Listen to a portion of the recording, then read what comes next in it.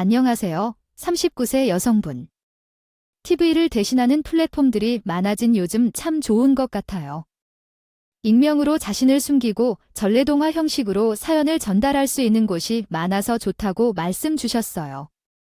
가족 사연을 듣기만 한 적이었는데 이렇게 직접 이야기를 전달하려니 참 많은 일이 있었겠다 싶어요. 한 가지 일만 벌어져도 단편 드라마 주제 정도의 이야기가 될 것 같아요. 일지라도 부끄럽지 않게 이야기해 보려고요. 화목한 가정에서 외동딸로 자랐어요. 아빠와 엄마 둘 다 너무나 사랑해 주셔서 유년 시절은 행복한 기억만 남아요. 그런데 우리 가정은 겉으로 보기에 다르게 보였어요. 아빠와 엄마의 나이 차이 때문이었죠. 아빠와 엄마의 나이 차가 16살이었어요. 엄마가 22살 때 옆집으로 이사온 아빠를 처음 보고 반해버린다고 해요. 엄마는 일하기 힘든 시간에 아빠 출근 시간에 맞춰 일찍 일어나 아빠에게 요리를 준비해 주었고 쉬는 날에도 옆집 아빠에게 음식을 남겨주었다고 해요. 시간이 흐를수록 아빠가 영화를 보고 싶어 하거나 음식을 사달라 하면서 엄마는 아빠의 낯선 면을 알게 되었는데 아빠는 엄마를 영양 좋은 옆집 동생으로만 생각했던 것 같아요. 주변 사람들에게는 나이 차이가 너무 크다고 비판을 받았지만 어머니는 아버지를 이성적으로 보지 않았습니다. 어머니는 동생 같은 말썽쟁이로만 생각했을 뿐이었죠. 어머니의 마음을 표현한 것은 그녀만의 방식이었지만 아버지는 그에게 관심을 보이지 않았다고 합니다. 최종적으로 어머니는 그의 마음을 고백했지만 아버지는 그의 마음을 받아줄 수 없다고 생각한 것으로 전해집니다. 어머니는 계속해서 적극적으로 그녀의 마음을 표현했고 할머니와 할아버지까지 찾아가 일을 추진했습니다.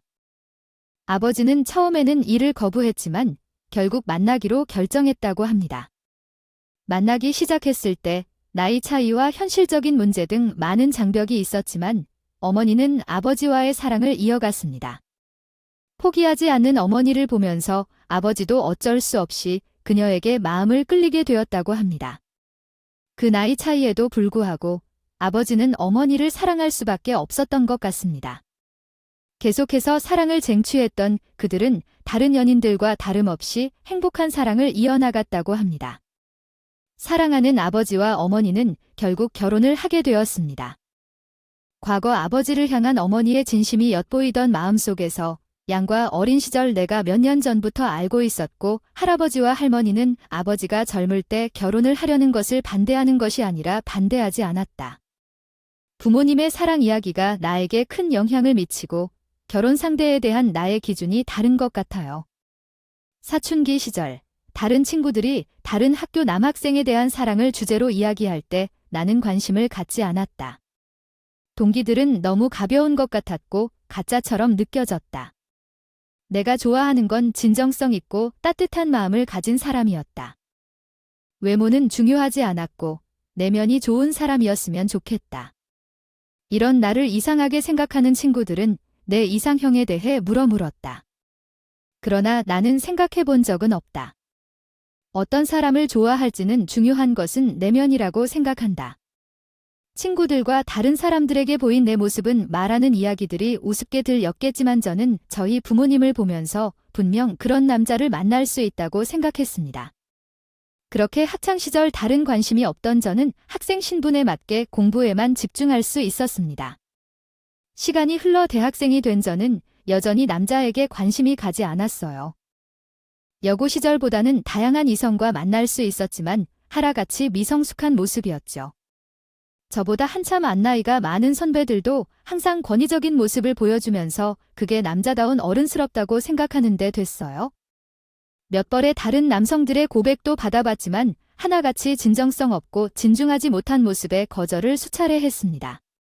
그러다 제가 대학교 3학년일 때 윤재 오빠를 만나게 되었습니다. 한 번도 마주치지 못한 선배라 저도 3학년이 되고서 처음 만나게 된 선배였죠.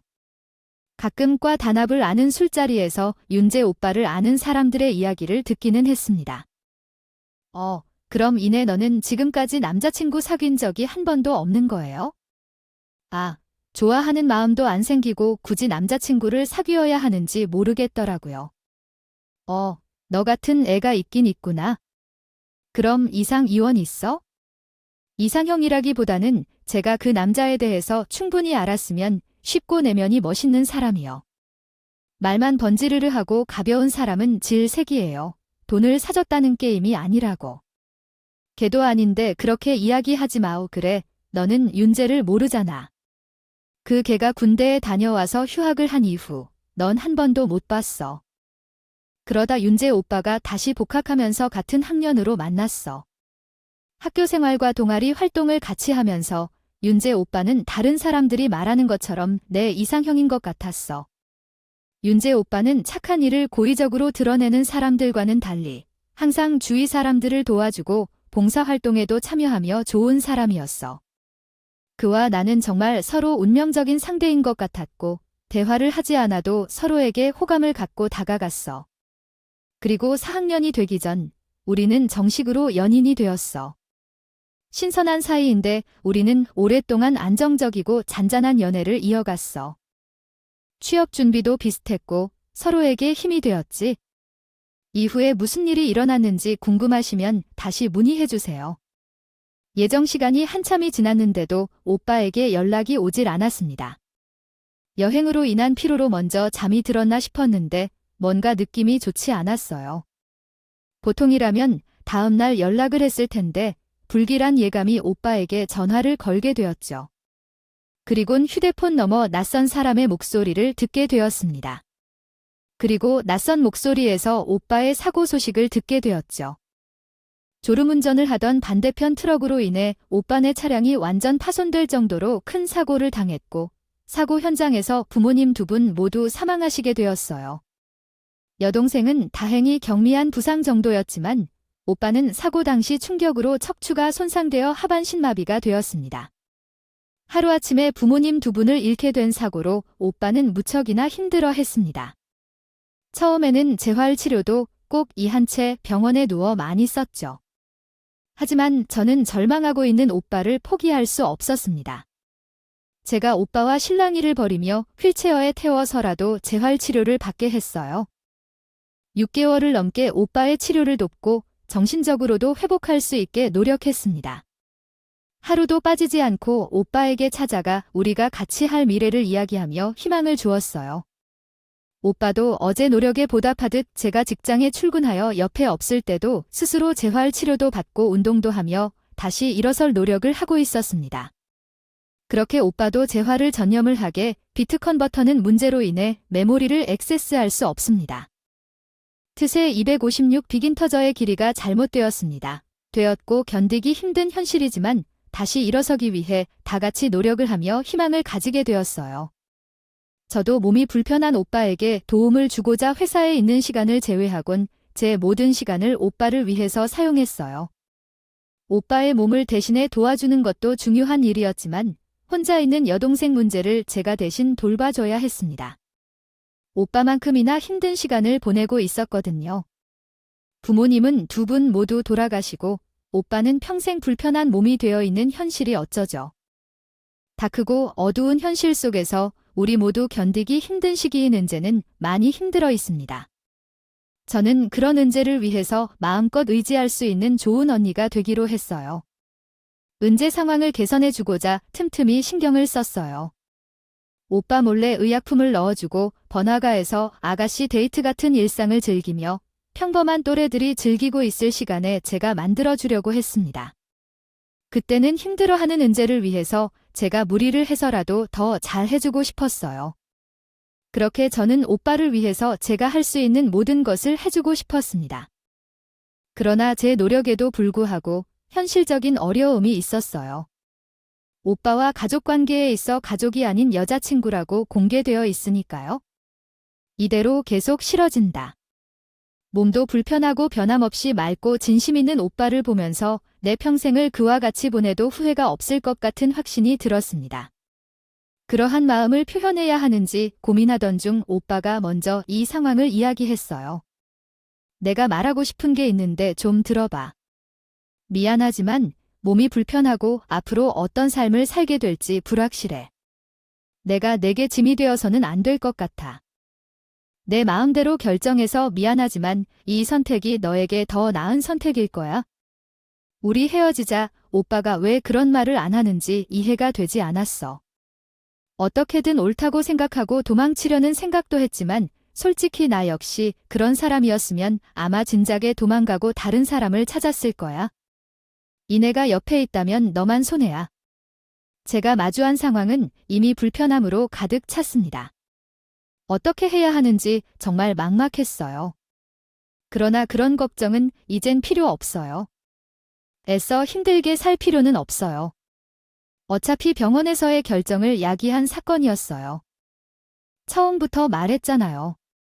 저는 당신의 외모가 아니라 내면을 가장 사랑해요. 몸이 불편해져도 당신은 예전과 다를 바 없어요. 나이가 들어서 저가 할머니가 되어도 몸이 힘들어져도 그때 당신이 저를 버릴 일은 없을 거예요.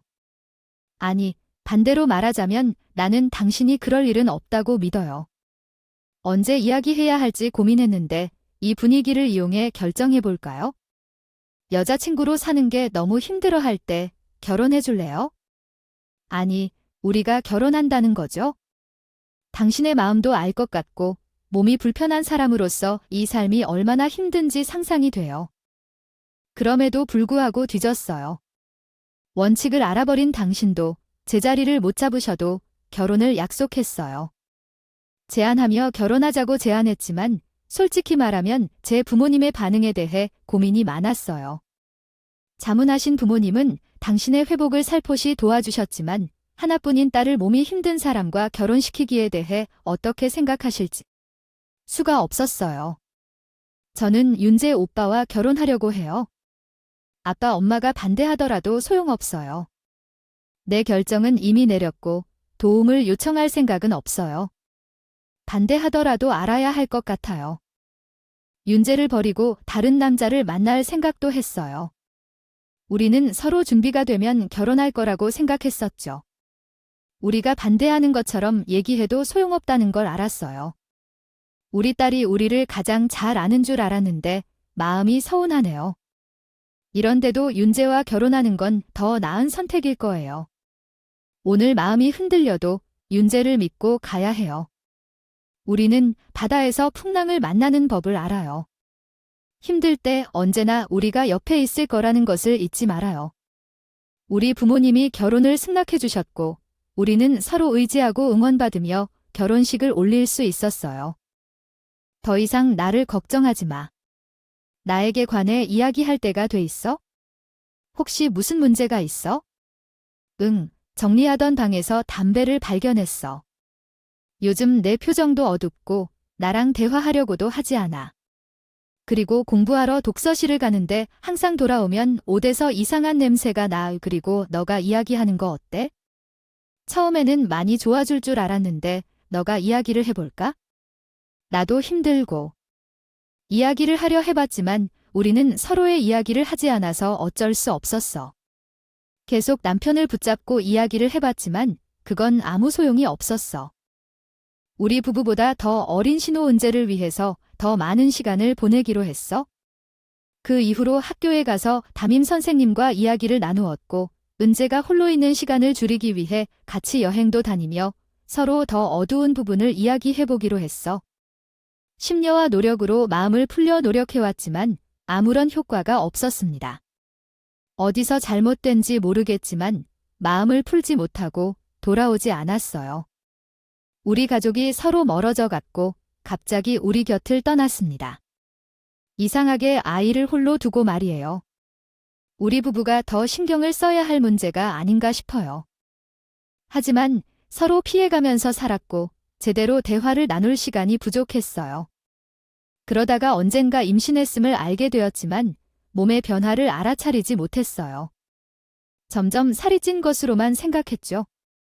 어느 주말 은재가 이상한 전화를 걸어왔어요. 119에 신고하고 병원으로 데려갔더니 임신 중이었다는 사실을 알게 되었어요. 다행히 몸에 이상이 없었지만 걱정스러웠어요. 문제는 왜 이렇게 됐는지 묻게 되었죠. 최송이는 걱정하지 않아도 된다고 한 의사의 말로 정리했다. 그러나 당신은 무슨 일이 있었는지 내 아버지는 몰라요. 누군지 그래서 말할 수 없고 숨기는 거예요. 병원에서 은재에게 지난 일을 듣게 되었어요. 우리의 절박한 붙잡음에도 은재가 삐뚤어지면서 얻어내 그처럼 어울리던 친구 중 하나가 다른 친구들 무리에 엔젤을 데리고 갔다고 해요. 처음 본 그 친구들은 술자리를 하고 있었고 석으로 놀라는 쟤는 자리를 피하려고 했어요. 그런 문제를 막아선 친구들은 술을 강제로 마시게 했고 그날 정신을 잃고 말았어요. 아침에 일어나 보니 속음마저 벗겨진 채로 처음 모는 방에 눕혀져 있었고 시간이 지남에 따라 임신을 하게 됐다는 걸 알게 됐답니다. 처음 임신을 알게 된 때 아이를 지울 생각도 했지만 뱃속에 느껴지는 태동으로 차마 그럴 수 없었다고 해요. 언젠가 자신의 소중한 아이를 키우기로 한 것이죠. 그렇게 우리들 눈을 피해가며 혼자 출산의 준비를 하던 문제는 값진 사랑을 올려 저를 찾게 되었어요. 우선은 놀랐을은 쟤를 안심시키려고 했어요. 출산도 임박해 있고 원치 않았던 임신을 탓할 수 없었으니까요. 일을 나가야 하는 대신 남편이 은재를 챙겨주기로 하고 출산을 기다렸답니다. 우리도 임신 경험이 없어서 서툴러서 신용의 이야기와 증상 하나하나를 인터넷으로 찾아가며요. 확인했어요. 분만 예정일 5일 전에 양수가 터져 병원에 갔다가 출산을 마치게 되었습니다. 처음 보게 된 조카는 정말 사랑스러웠어요. 이제 막 태어난 빨간 아기는 제 주먹보다 작은 얼굴에 눈, 코, 입이 다 들어가 있었죠. 사랑스러운 조카를 맞이하고 지쳐있는 신호의 모습을 보며 고생했다며 위로를 건네주었어요. 신호도 처음 본 자신의 아기를 보며 눈물을 흘렸죠. 전원 출산을 해보진 않았지만 그 감정이 어떤 건지 정확히는 모르겠지만 생명체라는 것을 느꼈어요. 신호는 엄마 목소리를 들으며 편안하게 엄마와 교감하는 조카를 보며 눈물을 흘렸어요. 새로 태어난 아이를 위해 진우가 마음을 추스려 새로운 시작을 했으면 좋겠어요. 우리 부부가 진우를 지원하고 도와주어야 하겠죠. 저희가 그런 뜻깊은 날을 맞이하고 신호가 회복 중일 때 남편은 잠시 통화를 하러 나갔고 저는 직장에 출근했어요. 그러다가 신우가 사라졌다고 하니 걱정이 되네요.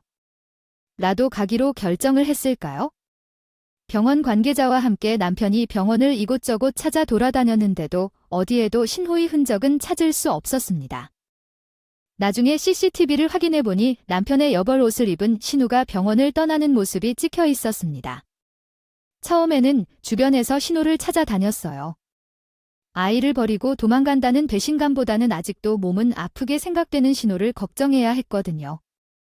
이런 현실을 견디기 힘들어서 이성을 잃고 도망간 것으로 생각했고 나는 평소에 친하게 지내던 친구들을 찾아다니며 신호를 수색했습니다. 하지만 마음을 먹고 사라진 지 얼마 되지 않아서 신호에 대한 소식조차 들을 수 없었습니다. 시간이 흐르자 우리 부부도 결국 신호가 돌아오지 않을 것을 받아들일 수밖에 없었어요. 이런 상황에서 많은 고민을 품게 되었습니다. 출생신고를 통해 돌보고 키워야 할 이 아이가 영원히 있을지, 결국 신우가 돌아올 신우와 혼란스러운 조카에 대한 고민도 있었죠. 우리는 최종적으로 조카 상은을 우리 아이로 채택하기로 결정했습니다. 우리 부부는 자연스럽게 임신이 어려운 상황을 받아들여 왔어요. 물론 시험관 수술을 통해 아이를 가질 수도 있겠지만 몸이 편하지 않은 남편 대신 나는 가게를 운영해서 임신하기 어려웠어요. 그러던 와중에 우리에게 선물처럼 다가온 상은을 친딸처럼 키우기로 했습니다. 아이를 키우게 된 상상도 못했던 초보 엄마로서 저는 뒤늦게 엄마의 자격을 갖추기 위해 밤낮으로 애를 썼습니다. 물론 남편이 있어서 가능했지만요. 우리 부부는 우리 부모님 외에도 인터넷 육아 사이트와 카페를 찾아다니며 아이를 키우는 공부를 했었어요. 남편은 직장도 다니고 육아까지 하지 않은 저보다 자신이 덜 고생한다며 매일 밤 뒤척이는 아이를 돌봐주었습니다. 물론 몸이 불편하여 아이를 키우는 데 있어 많이 어려웠지만 상은 이가 하루가 다르게 커가는 모습을 보며 그런 어려움들은 이제는 재진했습니다. 그런 우리 부부도 점점 아이를 키우는 일에 익숙해졌죠. 그런데 장애로 인해 아이를 키우는 어려움보다는 사회에서 우리 가정을 바라보는 차가운 시선이 우리 부부를 더욱 어렵게 했어요. 아직 세상은 자신과 다른 사람들에게 평범한 시선보다는 차별적인 시선과 말을 내뱉었습니다. 죄송합니다만 저 위에 있는 분유 좀 집어주실 수 있을까요? 마차가 다리가 불편했어요. 네, 네, 감사합니다. 보통은 앞에서 대부분의 부탁을 들어주었지만 뒤에서 한마디씩 했어요. 뭐요? 방수 노블 저처럼 분유를 주면 안 돼? 다리가 불편해서 도와달라고 해서 정혜인에게 넣어주지 않으면 안 되는데. 자율하지만 내 생각도 해주어야지. 아니, 분유도 못 집어서 부탁하면서 아이는 제대로 키우기 힘든 일이었습니다. 우리 부부는 애를 버리고 자신들의 욕심에 몰두하지 않았고 대신 상연이 있었던 선의를 베풀어주는 사람들에게 감사했습니다. 애를 키우면서 우리는 많은 어려움을 겪었지만 서로를 믿고 극복해 나갈 수 있었습니다.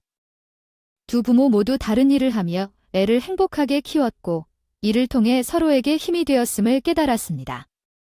시간이 흘러 10년이 지나고 우리는 행복한 가정을 이루었습니다. 어느덧 딸은 초등학생이 되어 아빠의 휠체어를 밀어주는 등 성장했습니다. 다른 아빠들과는 달리 우리 아빠는 휠체어를 타고 축구를 하지 못하더라도 자녀들에게는 열정적인 아빠로 남았습니다. 남들의 시선을 신경 쓰지 않는 딸의 모습을 보며 우리는 자랑스러웠습니다.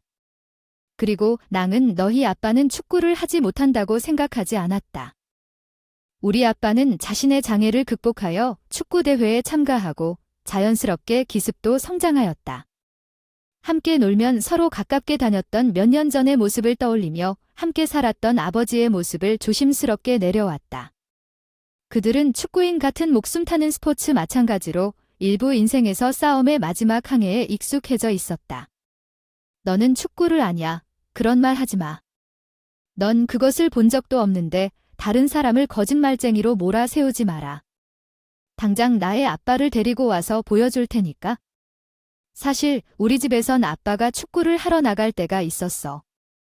예전에는 아빠가 그랬는데 너처럼 아무 이유 없이 다른 사람을 외모만 보고 판단하는 걸 편견이라고 해. 무식한 사람들이 그런 편견을 더 갖고 살아간다고 했어. 그러니까 너도 그런 말은 삼가야 해. 무식한 거지? 친구들의 조롱에도 울지 말고 오히려 올바른 말을 하며 다른 아이들을 교육해준 아빠를 보면서 참 잘 키워졌다고 생각했어. 우리 가정에선 모두 크게 욕심 안 부리고 행복했어. 힘든 상황에서도 서로 의지하며 잘 견뎌온 우리 가족이 대견스러웠어. 앞으로 행복한 미래를 생각하며 과거를 잊고 살아가야 해. 우리 집 근처에 수상한 여자가 돌아다니며 세심히 관찰하고 있었어. 주택이라 건물 내에 있는 사람들 외에는 정말 아무도 안 다녔는데 도무지 건물 안을 쳐다보는 사람이 없었어. 혹시 집주인이 건물을 내놓는다거나 건물에 관심이 있는 사람인지 의심이 들었어. 게다가 전세 계약도 끝나가니 새 집을 찾아봐야 할 것 같더라고. 그러나 그 사람의 정체를 얼마 지나 확인하게 되었습니다. 퇴근 후 집에 들어가기 전 저는 회사 관련 일로 전화 통화를 하고 있는데 우리 딸이 집으로 들어가는 것을 보았습니다. 그런데 그 뒤에 우리 집 주위를 맴돌던 여성이 뒤따라 가는 겁니다. 처음에는 수상하지 않게 생각했지만 건물의 지하 계단으로 내려가는 게 아니겠어요. 우리 건물의 지하집은 우리 집밖에 없는데 말이지요. 그 여자가 내 딸을 유괴한 것은 아닐까 싶어 놀란 마음에 집으로 뛰어들었습니다. 그러나 수상한 여자가 우리 집 앞에서 울고 있는 거예요. 현관문 앞에서 울고 있는 여자에게 무슨 일로 오신 건지 물었습니다. 혹시 무슨 일로 오신 건가요? 안 그래도 저번부터 우리 건물 주변에 보인다는데 혹시 우리한테 할 일이 있으신가요? 미안해요. 언니 일체가 계단 아래에 있는 여성은 머리를 숙인 채 한숨을 쉬며 죄송하다고 중얼거리고 있었습니다. 무슨 이유인지 궁금해서 계단 아래로 내려가 얼굴을 확인했더니 10년 전 홀연히 사라진 신이었습니다. 어머, 신이야. 어떻게 찾아온 거야? 우리 이제까지 연락이 없었어. 언니 죄송해요. 오빠랑 언니가 날 찾는다는 얼굴 자신이 없어서 정말 죄송해. 신이가 흐느껴오며 사과하고 있었습니다. 나는 신이가 살아있어서 기뻤습니다. 집 앞에서 남편과 딸이 있던 아내가 소동이 있어 밖으로 나왔어요. 여보, 무슨 일이야? 너 문제 박은지 맞지? 오빠 미안해. 니까 여길 어디라고 온 거야? 왜 이제 와서 무슨 짓을 하려고? 뭐 때문에 온 건지는 모르겠지만 우리는 볼 일 없으니까 돌아가라. 남편은 무책임하게 도망쳐온 신우를 보고 망했는지 찾아와서 이유도 물어보지 않고 당장 떠나라고 했어요. 차갑게 문을 닫는 남편을 보며 아내는 고개를 숙이고 더 이상 할 말이 없었습니다. 우선은 나는 신우를 카페로 데리고 갔습니다. 한참 동안 말없이 앉아있던 신우가 먼저 나에게 말했어요. 미안해요, 언니. 제가 무책임하게 딸을 낳고 없어져서 많이 힘드셨죠. 도대체 무슨 일이 있었던 거야?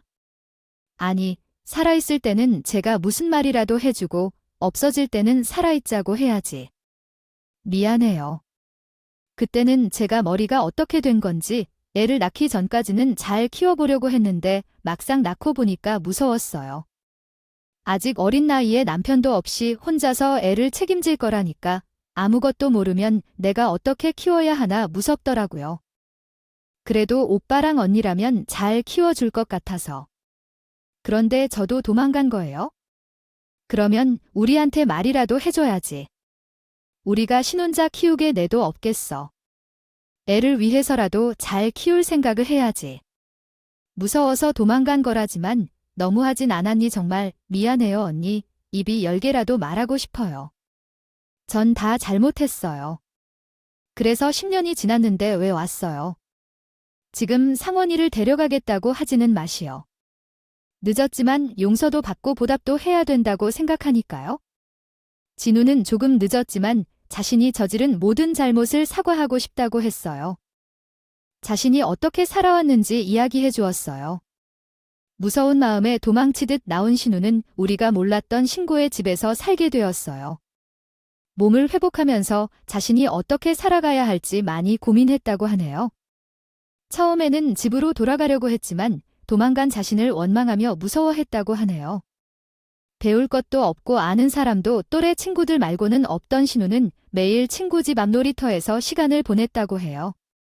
그러던 중 건물 청소하는 사람들을 봤는데 건물 청소라면 자신도 할 수 있지 않을까 싶어서 도움을 구했다고 합니다.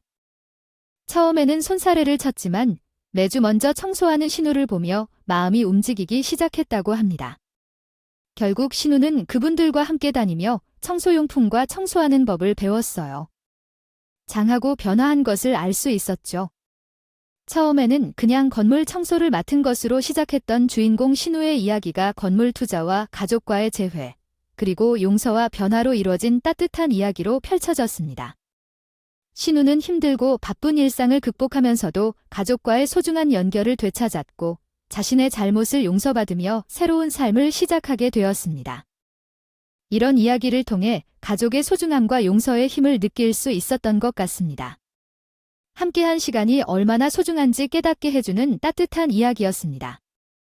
급해서 기분이 나빠졌어요. 그래서 몸도 힘들었고 일을 해왔어요. 지난 10년 동안 도망치면서 상처를 받았어요. 그리고 배신감을 느꼈어요. 이 모든 것을 해결하기는 어렵겠지만 일부는 답변이나 할 수 있을 것 같아서 나타났어요. 문제야 이야기를 들으면서도 쉽게 용서되지 않았어요. 남편의 이야기도 듣고 싶지만 먼저 가야겠어요. 오늘은 이만 돌아가 주세요. 그리고 다시 오더라도 상처가 혼란스럽지 않게 말부터 해주면 좋겠어요. 이는 어렴풋이 알 거야. 너는 내 엄마라는 건 느낄 거야. 우리가 어릴 때부터 얘기해 줬거든요. 우리가 부모님이 아니라는 것을 알 거야. 네.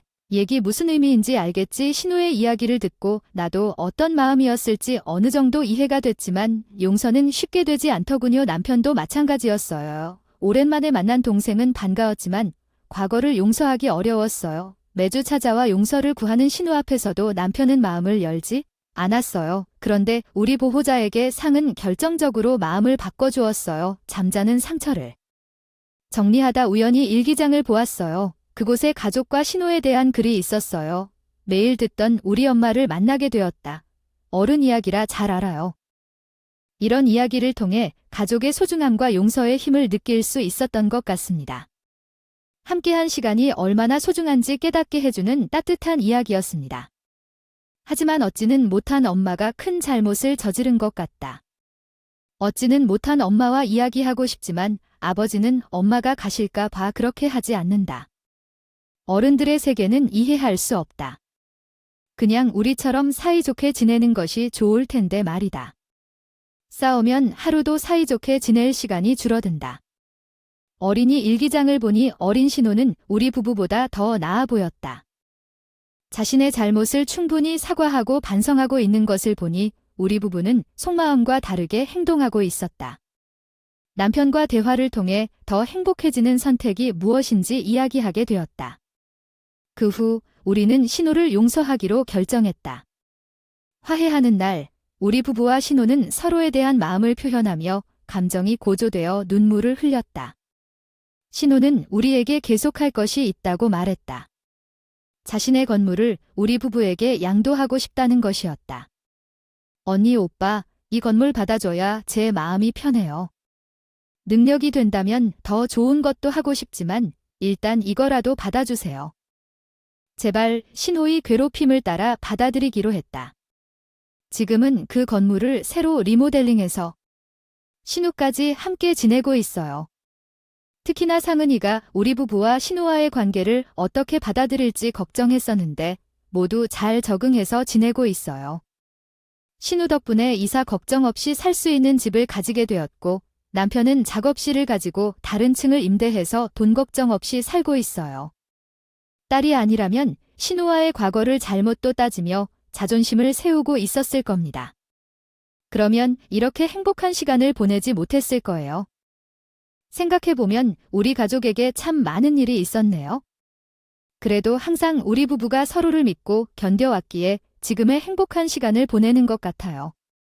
이제는 신우와 우리 딸 상은이와 함께라면 더 힘든 상황도 잘 극복해낼 수 있을 것 같네요. 여러분들도 언제나 가족을 믿고 힘든 시간을 극복해 나가길 바랍니다. 이야기를 들어주셔서 감사합니다. 음악